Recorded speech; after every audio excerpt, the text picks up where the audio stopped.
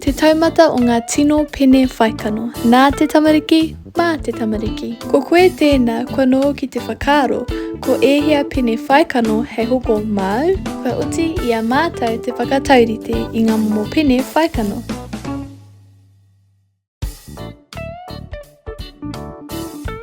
I tīmata me ngā pene Crayola, he mātatorua ke ēnei pene i etahi atu, he kaunga hoki ngā tai, he pene whai kākara tēnei momo ko silly sense te ingoa. He kākara pai heoi anō me tata ki tō ihu e rungo ai koe i te kākara. E mātatoru ana ngā toi, nā reira, he pai mo te kauraku, engari heua ua te kore puta i ngā rārangi o te tauira. Te kau katoa ngā pene i tēnei huinga, ā, rima tāra te utu.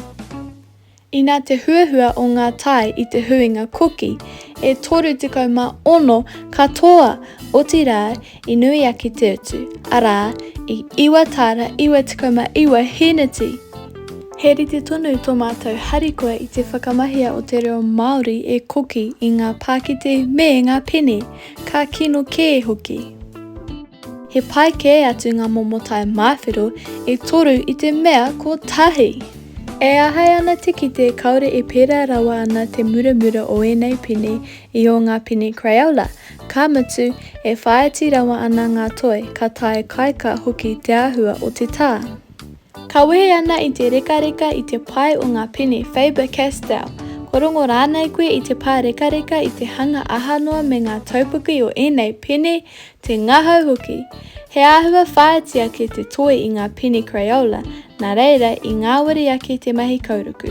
I te tōpuku o ngā toi, kaore i tai kaika te hanga o ngā mahi kauruku, koe nei āku tino mo te mahi kauruku. Ka mutu e rima tāra noiho te utu.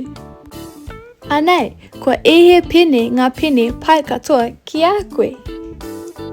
I tāku pakiki, i tono ahau ki taku taina, māna ngā pene katoa e whakamātau ka whakamōhiotia ahau ko tehia tāna tino. I whakamātauria e taku taina rāua ko taku māma ngā tai katoa, ā i mea mai taku taina ki au ko ngā pene Crayola ngā pene pai katoa i te manene me te mātatoru. Kaore i pai ki aia, kaore he pene tawa, engari anō, te karikiorangi, i eke.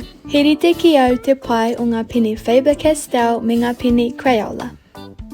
Tēnā koe i tō mātakitaki mai. Ko te manako ia i whai hua mō me o whakatau ki te hoko pene. Tēnā tirohia e rā atu arotake āku.